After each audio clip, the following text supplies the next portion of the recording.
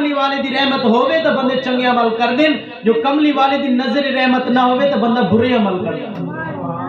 دوستو حضور دی بارگاہ چلیے، نبی پاک صلی اللہ علیہ وسلم اپنے سارے صحابہ نو فرما رہے میرے صحابہ اے دنیا مٹ ونجن والی ختم ہونا دی این قریب مٹ ونجنی ہے تے ہر کہیں فنا ہو جائے۔ صحابہ کوئی دن سونیا رب دے حبیبہ جگ دے طبیبہ ہر کہیں چلے ونجنا ہے، فرمایا ہر کہیں چلے سونیا تسی، فرمایا میں بھی چلے ونجنا، فرمایا میں بھی چلے ونجنا ہے۔ کل نفس ذائقۃ الموت، ہر جی نے موت دے کو چکھنا ہے، جس اندر جان ہے اس جان نے جاونا ہے۔ یہ رب دا امر ہے، یہ رب دا حکم ہے کہ میں نے امانت دیتی واپس لینی ہے۔ صحابہ پریشان ہو گئے کہ نہ صحابہ دے داڑا نکل گئے، صدیق اکبر رومن لگ گئے۔ اے لوگو آج حضور جڑے خطاب نہیں پہ کر دے، لگتا ہے کملی والے دے آخری دیاڑے آ گئے۔ آپ عرض کرتے سونیا تسی جو چلے گئے تو پھر ساڈا کی حال ہے؟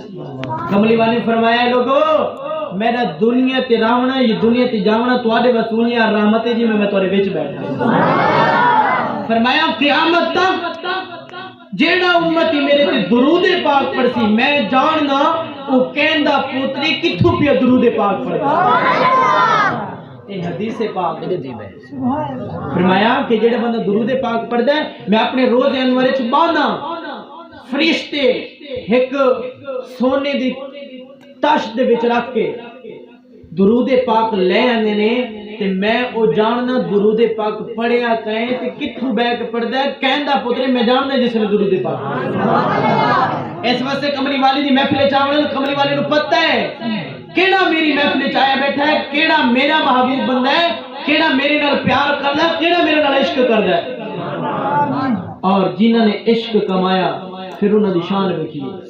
جناب امیر المومنین حضرت عمر بن خطاب اپنے ممبر رسول تے آن بیٹھے، حضور صلی اللہ علیہ وسلم دی زندگی تو بعد آپ نے ممبر ملیا تے ممبر تے آن کے خطاب کرنے لگے، تمیم داری ایک شخص کھڑا ہو گیا آ کے سونیا امیر المومنین عمر بن خطاب، فرمایا جی ایسا حکمران ہونا چاہیے۔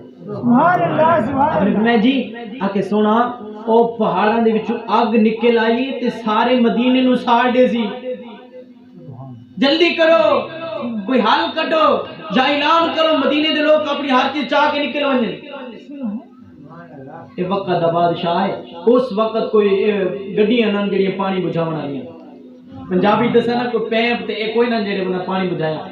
آپ نے نا اپنی چادر دیتی، فرمایا تمیم داری جی امیر المومنین، فرمایا اے لے ون تے اگ دے گو کرے اس کو پیچھے ہٹ ون۔